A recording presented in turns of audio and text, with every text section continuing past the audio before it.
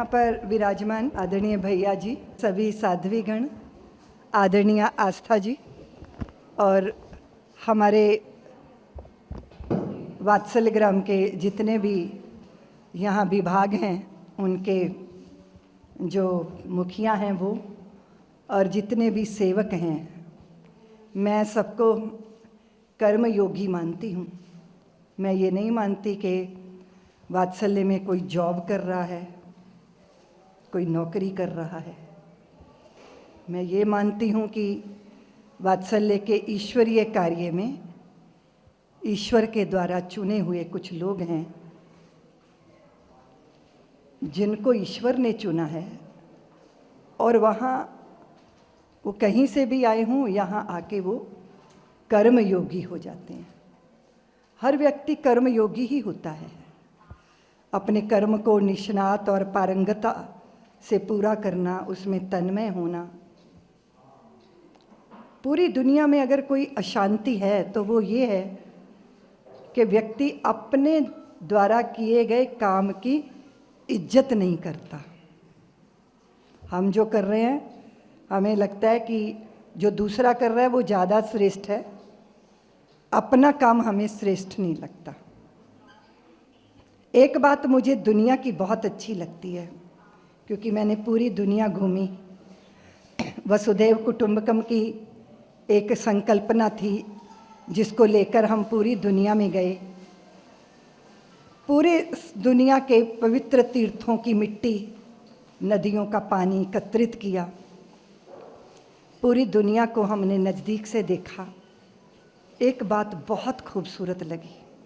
हमें लगता है कि हमारे देश में वो बात होनी चाहिए कि अगर कोई पेंटर पेंट कर रहा है, उसको करते हुए देखते हो तो लगता है जैसे वो कोई ध्यान या समाधि में उतरा हो। अभी हम देखते हैं कि जब हम घर पेंट करवाते हैं तो पता चला दीवारें तो पेंट हो गई पर बाकी सब का सत्यानाश हो गया, क्योंकि सबके ऊपर वो रंग गिर गया, वो हो गया। फिर उसकी कोई बाद में सफाई भी नहीं होती। अपने काम के प्रति दिल में जब इज्जत होती है ना, तब हम उसमें तन्मय होते हैं। ऐसा नहीं है कि कोई क्या कर रहा है ना। एक चालक है, चालक के हाथ में गाड़ी का स्टीयरिंग है और गाड़ी में जितने लोग बैठे हैं उनकी जिंदगियां उस चालक के हाथ में है। कितना महत्वपूर्ण है वो व्यक्ति, है ना। और शराब पिए हो तो सबकी जिंदगियां तबाह हो सकती हैं ना। मैं घर का चालक हूं और मैं किसी नशे में हूं तो मेरे परिवार वालों का क्या होने वाला है, हम समझ सकते हैं ना। मैंने विवाह किया, 2-4 बच्चे पैदा किए, उसके बाद मुझे लगता है कि नहीं, मुझको तो पत्नी और बच्चों से ज़्यादा तम्बाकू प्यारा है, उसको जरूर रगड़ा मारूंगा। जिंदगी छोड़ूंगा नहीं तुझे, जिगर है तू मेरा, ये मर्द का कॉल है तुमसे, होता है ना। अब गले का कैंसर हो कि गालों का कैंसर हो, पत्नी दर दर की ठोकरें खाए या बच्चे अनाथ कहलाएं, वो नहीं दिखता ना। क्या दिखता है? नशा। नशा तो अपने काम का भी होता है ना। नशा तो जिस कार्य को आप डूब के कर लो उसका भी होता है ना। मैं सोचती हूं कि अगर देश के अंदर कैटेगरी ना होती, यहां बात होती है वात्सल्य ग्राम भी हो चाहे कहीं भी कोई हो, वो तुरंत कहेंगे वो 4th क्लास और वो 2nd क्लास।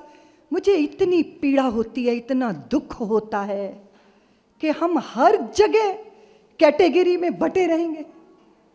पहले तो जातीय दंश झेल रहे हैं हम, उसके बाद अमीरी गरीबी, उसके बाद छोटा बड़ा, उसके बाद जब व्यवस्थाओं में घुसो तो ये अफसर है और ये 2nd वाला, ये 3rd वाला, ये 4th वाला। मुझे पीड़ा होती है। कुछ कर नहीं पाती हूँ क्योंकि लोग अपनी आदतों के शिकार हैं, पर अपनी पीड़ा तो व्यक्त कर सकती हूँ ना, मेरा परिवार बैठा है यहाँ। तो मैंने कहा कि कर्मयोगी हैं सब, सेवक हैं सब, और आज मैं आपके बीच में खड़ी हूँ। यहाँ कोई भी मुखिया जो बड़ी कैटेगरी का होगा आएगा जाएगा, कार्य होंगे, उनके मार्गदर्शन चाहिए, लेकिन पूरी व्यवस्था किन से चलती है? पौधा अगर सूखा है इसका मतलब सिंचित नहीं हुआ ना, धरती बंजर है तो इसका मतलब कहीं कमी रह गई ना। पूरी वात्सल्य की व्यवस्था अगर चलती है तो मेरे इन सेवकों से चलती है, कर्मयोगियों से चलती है। आपके प्रति दिल में मेरे बहुत बड़ा आदर है, सम्मान है। अगर आप नहीं होंगे तो रोटी नहीं होगी, आटा नहीं पिसेगा, पौधों को पानी नहीं होगा, घर घर की टंकियों में पानी नहीं आएगा, शौचालय साफ नहीं होंगे, कैसे चलेगी व्यवस्था? जिन्होंने ऑर्डर और आदेश देने हैं वो किन पर देंगे? तो सबसे पहली बात मुझे ऐसा लगता है कि कभी जब भी मैं वात्सल्य आऊँ, क्योंकि मैं ज़्यादातर बाहर ही रहती हूँ, तो आप सबके माथे पे टीका करूँ, और वो टीका कुमकुम का सिंदूर का नहीं है, वो टीका मेरी वत्सलता का है, मेरे प्रेम का है, मेरे स्नेह का है। मैं आपके सुख दुख के साथ ज़्यादा शामिल नहीं हो पाती हूँ क्योंकि बहुत सारी विवशताएँ हैं, हो सकता है मेरा प्रमाद भी हो सकता है, लेकिन मेरा दिल आप सबसे जुड़ा हुआ है। इसलिए दीपावली मेरे प्रत्येक वात्सल्य परिवार की हर इकाई के घर को रोशन देखना चाहती हूँ मैं। दिए जलें ना जलें, पर प्रेम के दिए तो जलें। और आपका जो परिवार है उसको नेह से, स्नेह से भिगो दीजिए। मेरे चालक ये राहुल बैठे हैं, तो राहुल कह रहा था दीदी माँ करवा चौथ है, जाऊं घर? मैंने कहा जा, पत्नी उपवास कर रही है, तू भी उपवास कर। उसको एहसास दिला कि तू मेरे लिए महत्वपूर्ण है। अभी एक व्यक्ति था, वो भगवान जी के मंदिर में कीर्तन कर रहे थे और उनका पूरा कीर्तन प्रिया जी के लिए था। भगवान की प्रिया कौन है? श्री राधा जी। तो प्रिया जी प्रिया जी प्रिया जी, वो बेचारे बहुत घंटों इतना अद्भुत उन्होंने कीर्तन किया। तो बाद में मैं उनको धीरे से बोली कि वो तो अलौकिक प्रिया जी हैं भगवान श्री कृष्ण की, पर आपकी लौकिक प्रिया घर में बैठी हैं, इनमें से 2 मिनट भी तारीफ कर दोगे ना उसकी तो घर स्वर्ग बन जाएगा ना। भाई आप धन्यवाद देते हो ना, डॉक्टर ने आंख बना दी तो धन्यवाद दिया, पर आंख बनाने वाले को तो धन्यवाद नहीं दिया ना, आंख दी जिसने। तो मेरी पत्नी, मेरे पति, मेरे पुत्र, मेरी पुत्रियां, मेरी पुत्र बधुएं जिन्होंने हमें झेला है ना।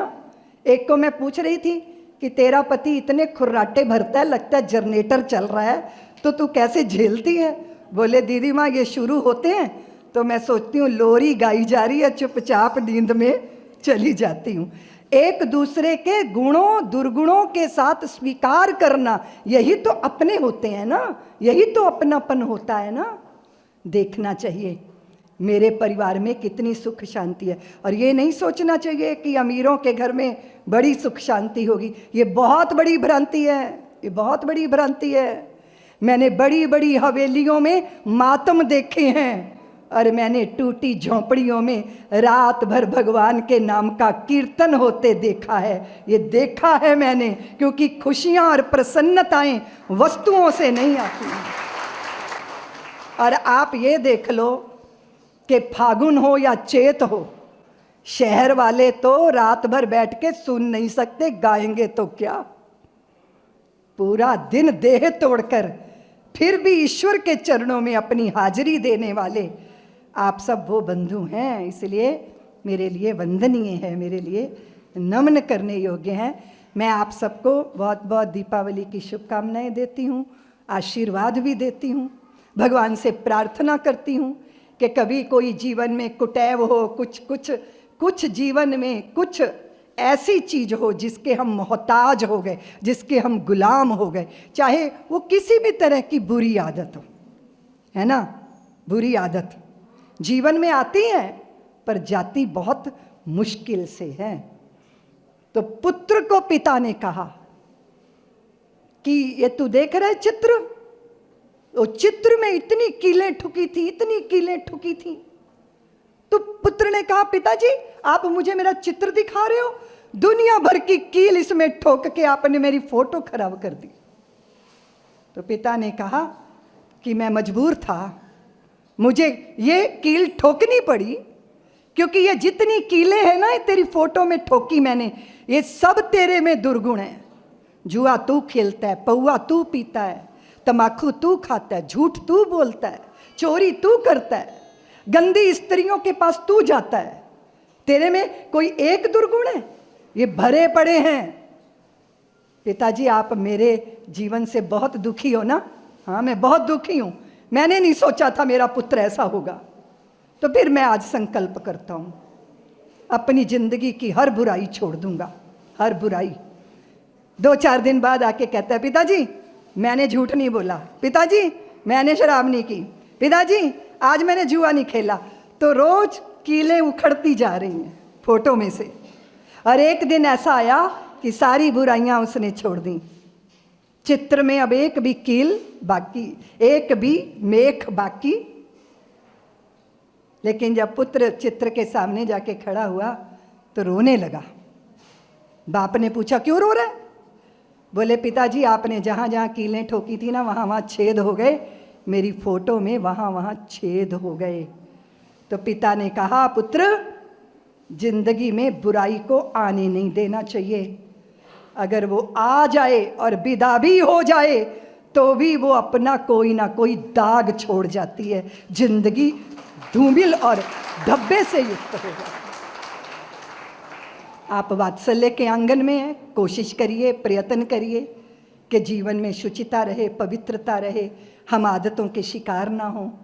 जीवन एक उछलती हुई जिंदगी, छलकती हुई जिंदगी, और छलकती हुई जिंदगी वस्तुओं से नहीं होती, वो हृदय के संतोष से होती है, हृदय के आह्लाद और आनंद से होती है। राम जी आए थे, दीपावली मनी थी। मैं सोचती हूँ हमारे जीवन में सदाचार रूपी राम आए और हमारा जीवन जगर मगर हो। आप सबको बहुत बहुत शुभकामनाएं देती हूँ, बहुत बहुत आशीर्वाद, दीपावली की शुभकामनाएं।